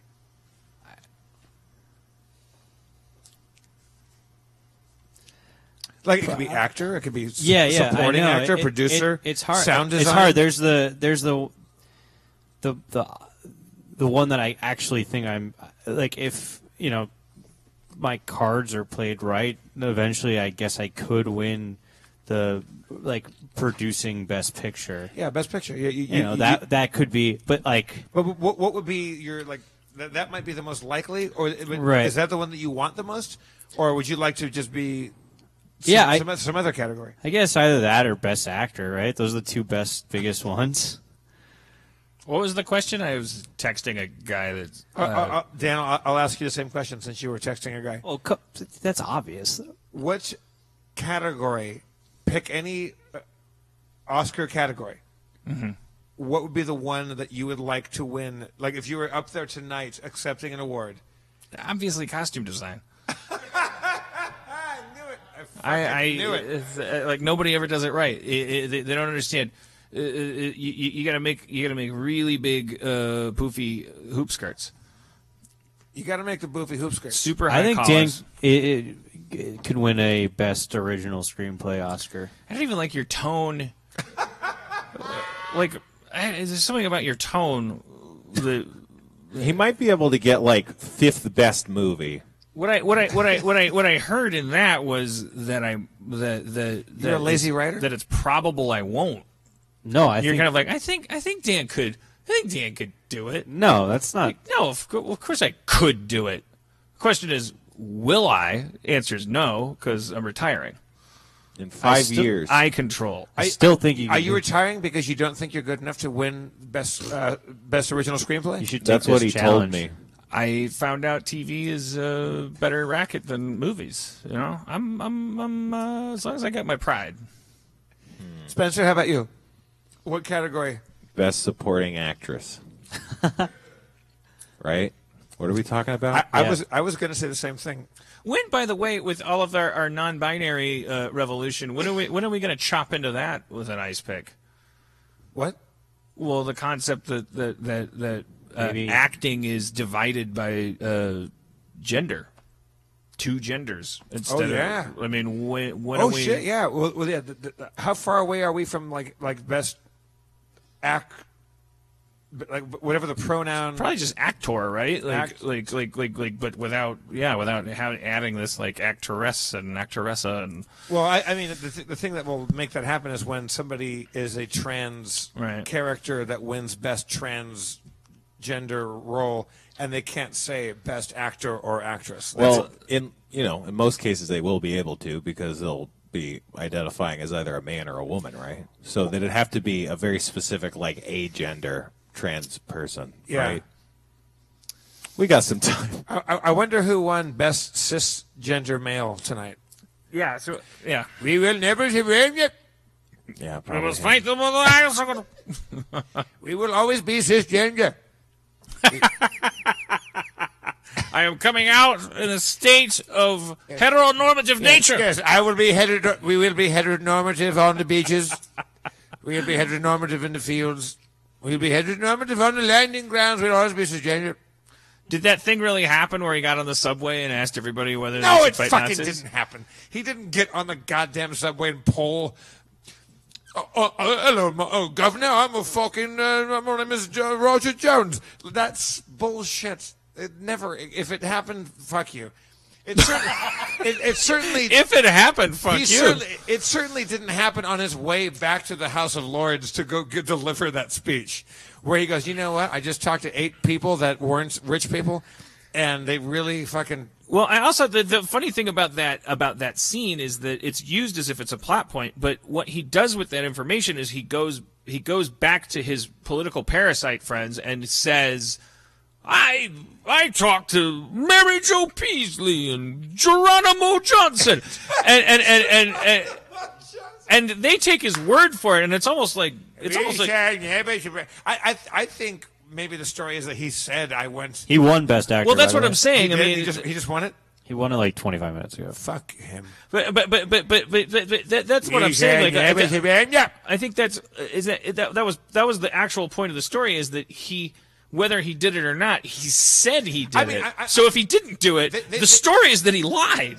They probably truncated the fact that he actually did go listen to some like common people and do it, but the fact that he went on a subway and that was what made that speech happen, I find a little like fucking. It's another crazy. one of those things where what was the other thing?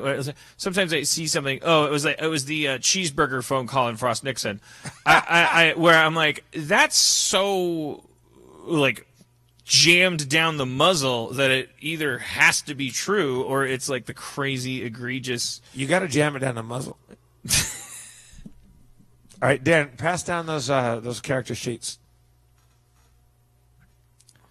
Spencer, Hey, guys.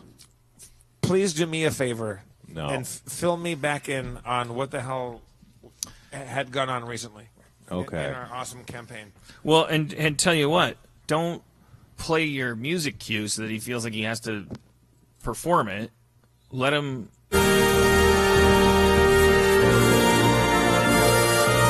see dinosaurs. If you want information and you want it to be good, let them fucking. Yeah. No, Spencer, did you add a sheet to our? Yeah, I think Dan had that sheet, but I'm going to give it to you because you're more fastidious. Ooh, It's is the group fastidious. loot sheet. it's our group loot. all right, Spencer, refresh our memories, please. All right. You guys were in Dornester on the quest for Patchen's gem.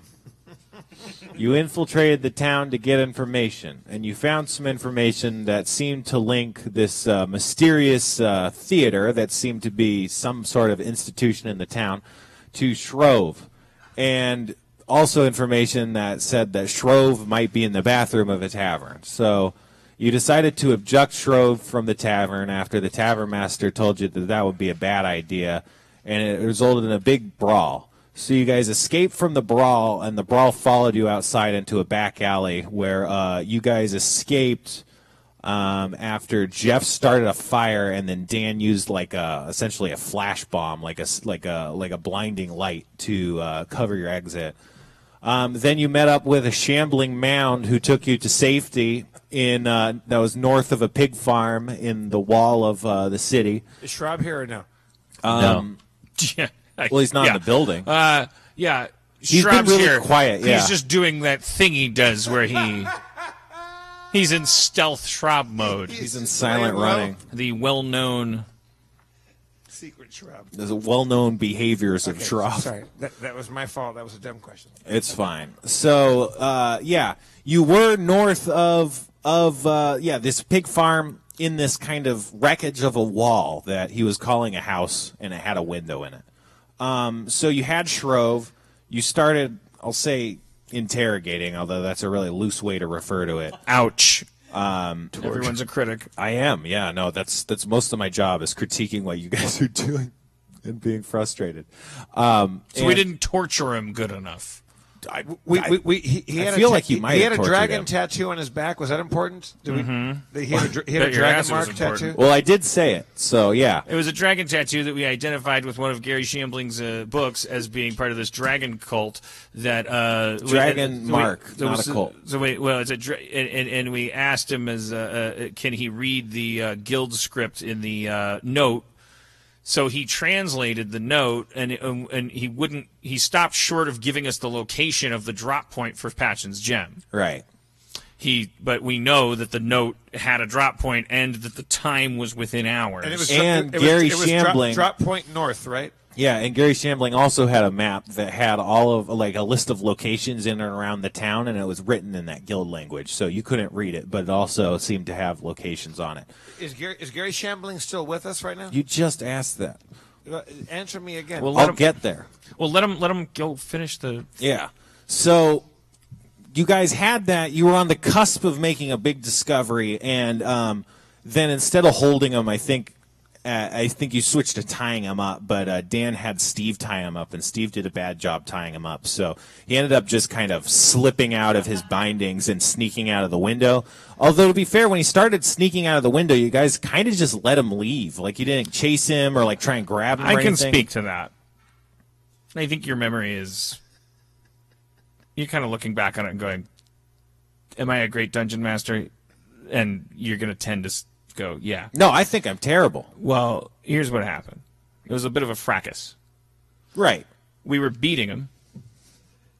Yeah. And he, according to you, he fucking like ninja'd out of his ropes and started beating the fuck out of us, I don't think so. revealing himself to be super powerful. And then he like flew out the window like a goddamn pixie. I like it was you're making it seem like we watched him slowly crawl out the window. Like this guy like revealed that he had like NPC powers that were like, "You're never supposed to kill me. I'm supposed to fucking kill you." And it was chop, and it was like, yeah, I was like, and then he like jumped out the window like a laser beam. I'll believe you if you say he attacked, but I don't remember him attacking you. I just remember you guys all had combat turns and didn't try and I have grab written him. down that it says Shrove won't cooperate. We beat him up. He for sure kicked our ass. Took a did. piece out of us. I think he fought you pretty hard when you initially fought him in the dark, but I don't remember him fighting you really hard enough. But I can't. I was truly can't already remember. almost dead, which is why I That's let the problem. him Yeah. go. Yeah, that's the thing is you were already almost dead. So he escaped into the night. I also have written down, Spencer, in my notes that the top priority is the purse. That was what the note said. The note said the purse. The purse is the gem. Drop Point North is the town of Dornester. All right, go ahead. So then you were like, I don't know what we should do. And then not Patchen. Steve was like, I know what we should do. Ask more questions. And you went to the store owner, and the store owner was like, I don't know. And then he sprayed you in the face with presumably knockout juice. And you guys were like, we love this adventure we're on, and we want to keep doing the adventures forever. Well, I mean, is that your way of giving us a second chance? No, that was just my memory. Are you doing a bit? Are you guys doing a bit where you pretend not to remember anything that happened, but then suddenly have perfect memory of certain moments? I do have perfect memory of one aspect of it, which is that I fully fucking bailed in humiliation, and I was like, I don't know what I'm doing. We fucked up at the house where we set the guy's house on fire. We fucked up here again, and I started walking down the road with my compatriots, and one of them, the erstwhile Diarrhea Jr., doubled back over our protests to go fucking hang out in a town that nobody likes us in. That we just and that was the way we ended it. Is that Jeff and I were like on the road, and we had told this kid don't go back, and he went back, and then you told him he got captured, and then that's and we had said fuck. I don't remember fuck that part. Patchen's Gem. We're gonna go back to town and start anew, right? Well, I'm very happy to rewind a little bit so that we're not on the road leaving town, because I feel like the benefit of a month of thinking about our decisions is like, well, there's a drop point in Dornester. Drop Point North. We're on the quest for Patchen's Gem. Patchen's Gem is being dropped off, so I don't know where you want to place us, and I gave my version, and what do you want to? Dan definitely called it quits, and I ran back. I don't remember that. How do you want to? You're outside of town. Well, okay. Yeah, so we have left Diarrhea Jr. behind because he wanted to fucking interrogate people back in the... No, you didn't leave him behind. You guys were leaving, and he was like, you know what, fuck this. I'm a young upstart with nothing to lose. Or, whatever. Like the kids from the shooting.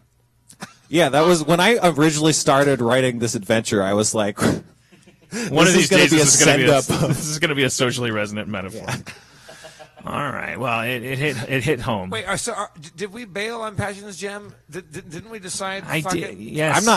I'm not willing to corroborate that. Well, I did. We were on the road outside of town because I said, let's just get out of here. It's the reason I ran back into town. I didn't want to give up on it. Diarrhea Jr. is still on the quest for Patchen's Gem. You and I said, fuck it. Let's just restart. Let's hit Control Alternate Delete. Go somewhere else. Yeah, do another thing. But, okay, so where are we standing right now, Spencer? You're outside of the town. It's surrounded by a big, thick wall that's about 10, 15 feet tall. So it's like you're kind of outside. Is it day or night? It's nighttime. It's dark. It's being lit by the flickering light of a town on fire. Are we on foot? Me and Carlos. You're on foot, yeah. Yeah, there's a town on fire. I said to Carlos, I feel bad that DJ's back in town. Like, we're nothing if not a team. We're not even good as a team, but we're worse alone. We should go get DJ back, right? Look, or don't look. I mean, It's nighttime. I'm not a good leader. Like I fucked up. We were a team walking out of town, and then Diarrhea went back. Like he shouldn't have. We told him not to. Okay, he'd be standing with us right now if he had been a team. I whistle. I do like a I can't do it. I put my fingers in my mouth and do a whistle that I think that Diarrhea Jr. would recognize. You make the whistle. Yeah, no. You hear nothing. He's all right. We have to get our ducks in a row about this. This drop point, like it's if we're going to complete the quest for Patchen's Gem, it is upon us. I would argue that Diarrhea Jr. even is like secondary to it because the deadline for one of them is within hours. That's the one thing that we knew. We just don't know where in Dornester the drop point for the gem is. Drop Point North. We have to find Drop. I believe Point Drop North. Point North is Dornester, and it's the actual location within Dornester that he wouldn't give us. He read it and he wouldn't give it to us. He's using that dragon mark knowledge to read the thing. He saw crucial information. I mean, obviously he has more loyalty to his kind. I guess that would make him a person to follow if we could figure out where he would go. Who? Shrove. Shrove. Yeah. He'd go to the theater.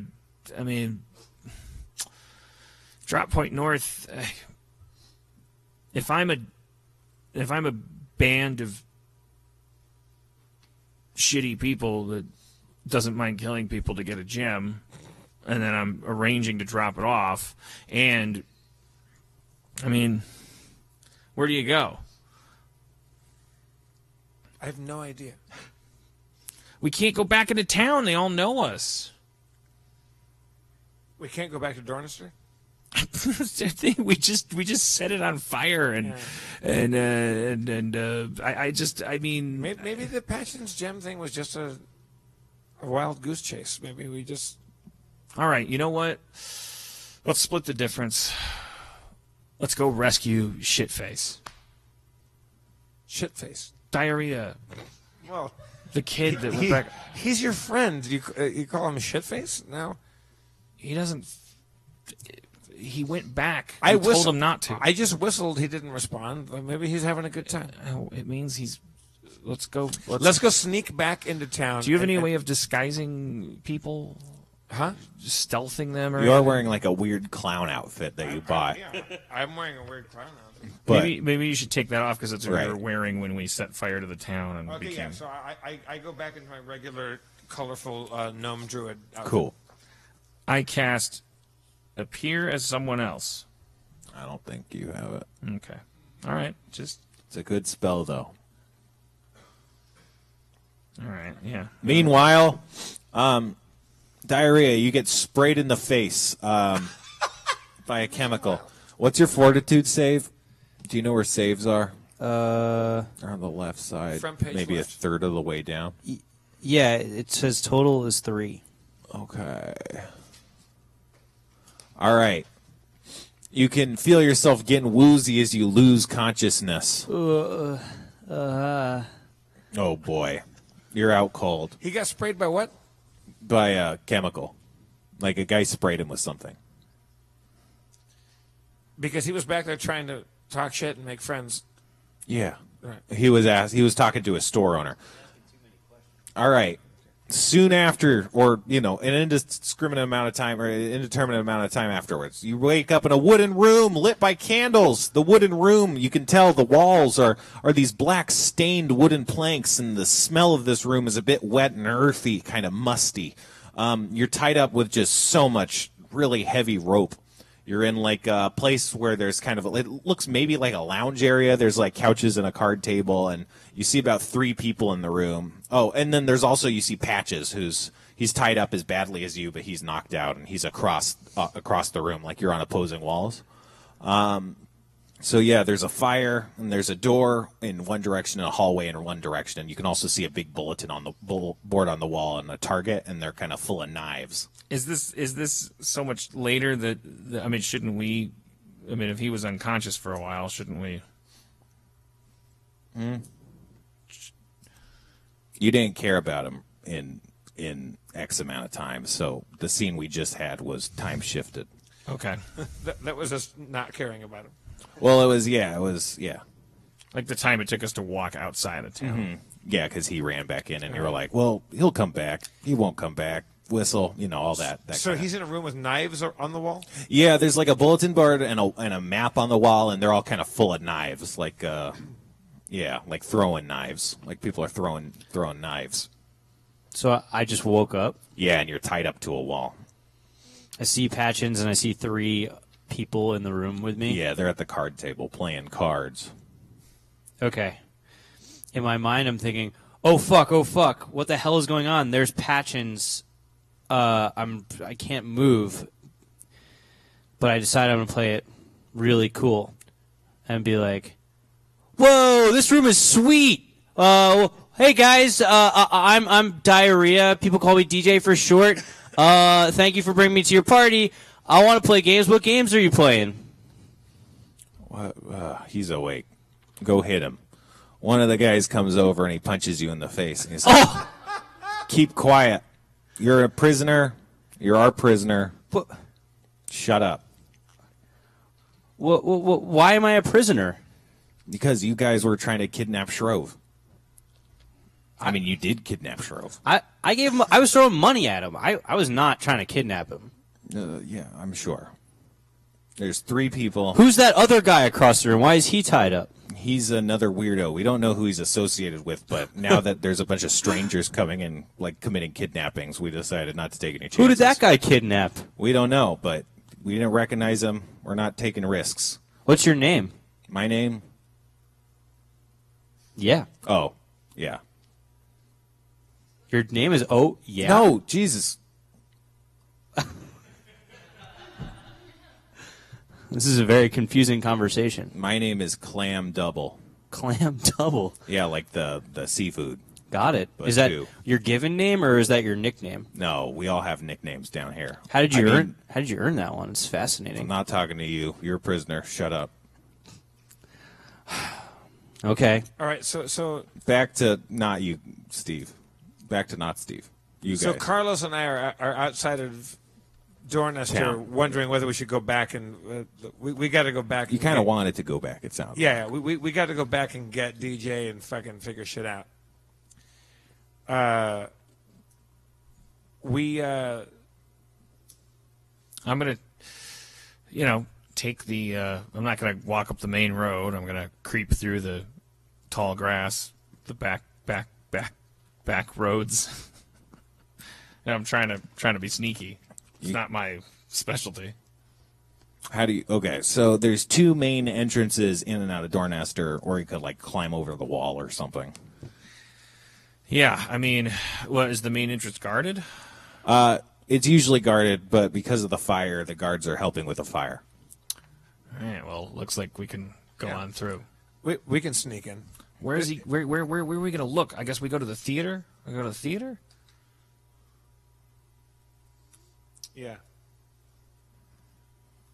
So, We remember where the theater is, so Right. we head there. okay, you go to the theater. It's a large, black, modern-looking building made out of black stained planks. There's the large front door is closed as it was before. All right. I don't recommend we knock. I open the door. All right, it's locked. I unlock the door. How do you try to do that? I use my lock. I don't know that you have thieves' tools or anything. Let's look around the building for other points of ingress. Okay. All right, around the back you can see there seems like a little kind of kitchen area. There's a small door and it's got a couple windows. That's how you can see there's like, it looks kind of like a kitchen. There's kitchen-y stuff. I try to open one of the windows. It's locked. Is there anybody in the kitchen? No, it seems like it's pretty quiet inside. Try the small door. It's locked. I take my quarterstaff and break a window and then and clear out the glass so we can crawl through. All right.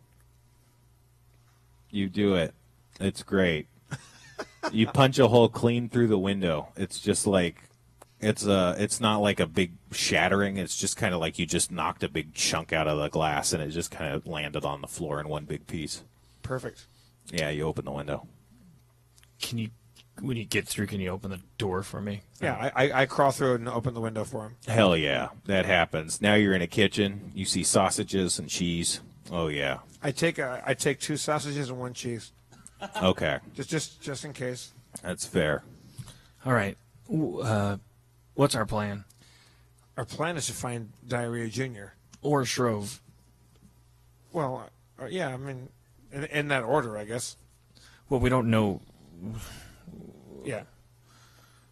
We don't know that either of them are here, but I guess Should we split up, cover more ground?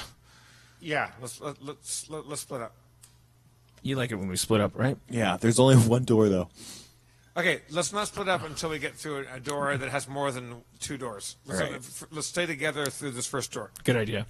We open that door. All right, you go through the door and you see a narrow hallway that leads into the main space of the theater itself. Like, so you can see kind of the main audience space and then the main stage, which is a pretty huge construction. There's catwalks overhead and kind of rigs for ropes and curtains and stuff like that. To the right, there's a door, and then past that door, there's also another door to the right, and then there's kind of like a backstage area. But those are the only kind of rooms. The only rooms you see are like these 2 rooms, the kitchen, and then this whole big kind of stage space. Well, there's 2 doors. I'll take the first door. I'll take the second. Okay. I listen at mine first. You don't hear anything in either. Okay, I try to open the first door. It's a bathroom. It looks like a nice bathroom, like it's a performer's bathroom. I take a giant shit. It's great. You feel well taken care of. Okay. What's behind my door? It's like a green room kind of lounge area. There's just kind of sitting, and it's kind of centrally located to be kind of near the stage and kind of out of the way. It's pretty empty. Yeah. Nothing. No ways out from there. No, it's just like a dressing room. Let's check backstage. All right, so I'm done taking a poop, and I come out and rejoin Carlos. We go backstage. All right. You're searching around in the backstage, and you find a number of levers. There's 5 levers. They seem to be connected to various ropes and things like winches and pulleys and sandbags, sort of things. If we're running through here later, let's pull all of these, and maybe some shit will fall on the people that are chasing us. Yeah, I like that. All right. Anywhere to go? No, it's like behind a stage, you know. Oh. All right. So we're just on stage? Let's go back to Steve. Hey guys. Hey guys, do you like pizza? Do you like pizza? Pizza doesn't exist. What are you talking about? I actually don't know. This is a good question. Do you like the word pizza? I just made it up. Yeah, it sounds great. Cool, me too. Bros for life. Bros for life. Hell yeah. I like you guys. We hate you. Why? It seems unfounded. I didn't do anything wrong. Yeah. No. You guys killed you. You guys are like attacking our people. Who's you guys? These strangers that are coming into our town. We saw you with them. Yeah, because I'm like their slave. You saved me. That's a new development. You didn't lead with that. What? You knew why you were captured.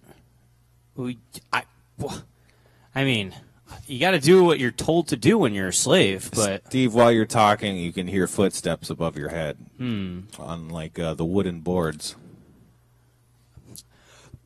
I just start making fart noises really loud with my hands. Oh, wait, I can't do that with my hands. So what I can do with my mouth. So I'm just going like... I'm just like, that's the sound. I know that they'll understand what's happening, you know? Like... All right. Hey, Carlos. You hear a farting sound. Did you hear that fart sound? Followed by the sounds of guards beating someone up. It's hard not to abuse this inside information.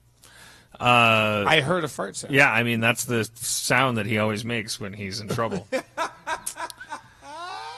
Sounds like he's below us. Yeah.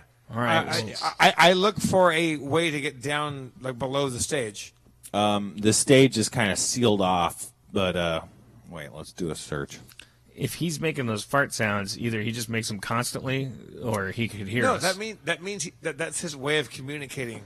Does that mean he could hear us up here? He heard footsteps above. Well, I think. Then so did the bad guys. Well, the bad guys are working Steve over for making farting sounds. But yeah, Jeff, you spy the thinnest, faintest outline of a rectangle, a trap door in the stage. I open that rectangle trap door. You can't. It's like you can't sneak your little fingers in there. It's such a tight thing. And you Levers. I examine the lever mechanisms and see if I assume I'm no stranger to the theater as a man of the cloth. It's all performance. So I'm looking at pulleys and ropes and going like, well, is there anything that I can rule out as something that would potentially open the trapdoor? There's one that seems like it's definitely not the trapdoor. It's in the middle. I got it down to 4. Okay. I guess I just start pulling them all. All right. Walk me through the methodology. You start with one and then wait or something? Yeah. Because, there's like cockpits smashing all the buttons simultaneously. I'm one at a time. I'm going like this. Here's what I'm doing. Crank, crank, crank, crank. Like I'm not really waiting to see what happens. Okay. Yeah, you pull them all. A couple sandbags drop out of the rafters and stuff and smash into the ground and just kind of spill sand over. And then the trapdoor starts lowering in the stage. Sweet. Ooh. Starts lowering? Yeah, it's like retracting into the below grounds. Is it a hinge or what is it? No, it's like a lift. Oh, okay. So it's going down like a dumbwaiter. Like a platform, yeah. Oh, okay. How much damage do I take? I get on that lowering You're okay. platform. You do that. You're on it. It's lowering. What about you, Dan? Can I fit on there with Oh, yeah. Chad? Mm-hmm. I could, hold a horse or something. All right, well, let's fucking A do horse? He loves horses. All right, so we're lowering down on the thing. Yeah. Yeah, you go into the thing. You see it's kind of like a waiting room kind of area. It's completely empty. There's no one in it. It seems like there's a place where you could put your weapons and other equipment and some coat racks and stuff. It's just kind of like a waiting area for you to hang out, for you to stage goods in the platform area, for the trapdoor and stuff. There's a door. All right, listen at the door. Yeah. All right. What do you want to do? How do you want to do this? I'm looking for my spells real quick. Not that I think this is going to be an issue, but we should probably try to take one of them alive. I'm not assuming we're going to be able to kill them all. Dan, you realize that your health is really low. Wait, but I thought. Oh, yeah. I guess shit. What'd you think? Well, I thought. Yeah, I guess I lost track. I thought that I give him some good berries. Do you have any? Usually, historically speaking. Well, I can heal myself, right? Yeah. How do I do that? Am I giving up a spell? So if you find what spell loadout you have, you can turn any level 1 or 2 spell into a heal spell. I'm going to conveniently assume I was doing loadout 3 offense. I think you were. So I will, I will sacrifice my inflict moderate wounds touch in order to heal myself. How much damage does that do? 2d8 plus 1. Okay. Does that matter, or the healing is the same, basically. So. But what if I had said summon monster 2?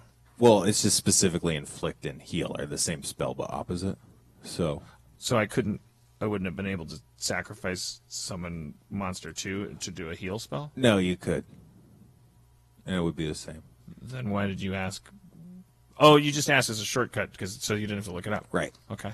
You gain back 12 health. All right, so what's Burning Hands, by the way? I can't find the descriptor. It's an AoE spell. It deals, you're level 3. I think it should deal 3d4 damage in a big arc. That's if I just touch people, or it shoots it out like a flamethrower. AoE is Age of Empires. All right, so area of effect. It's after 10 o'clock, so we're at the door right now. You're healed up. We're ready to go in there and find Diarrhea Jr., right? Mm-hmm. So, do you want to, Carlos, that's diarrhea. When you're running into first and you feel something burst, it's diarrhea. When you're sliding into second and your bowels begin to beckon, that's diarrhea. I try to very quietly open the door. Okay. Sorry, I'm rolling dice on my phone. That's what's happening. When you're sliding into third and you think you laid a turd, that's diarrhea. You creak open the door with a slight noise, but it seems to be being masked by the noise of farting. What do we see? You see one of the guys is punching diarrhea who's like on his side, being tied up. He's got a big black eye. You see Patchins who's sprawled out, tied up on the opposite wall, and you see two guys that are watching the one guy beat up Patchins. They're kind of you would be within eye shot, but you're not noticed yet. So it's like they're not looking right at you, but they're kind of like you're in their field of vision if they were paying attention. I turn to Carlos and I say, Carlos, it's time to head for home. And when you feel something foam, that's diarrhea. Cliffhanger. All right. Well, okay. Cliffhanger, we did it. Let's give it up for Steve Levy, everybody. Church. Everybody here. Too many to mention. Spencer Crittenden. I'm your comptroller, Jeff Davis. Your mayor is Dan Harmon. Thank you so much. I'll play some more music for no reason. Hey, Zach McKeever, would you put a beat on before you get beat on? Thank you. That's been our Harmontown. We opened up a door to Fart Town.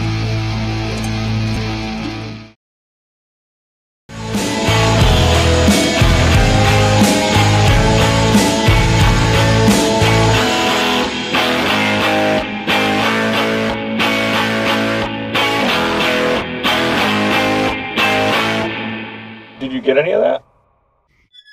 It's a good show.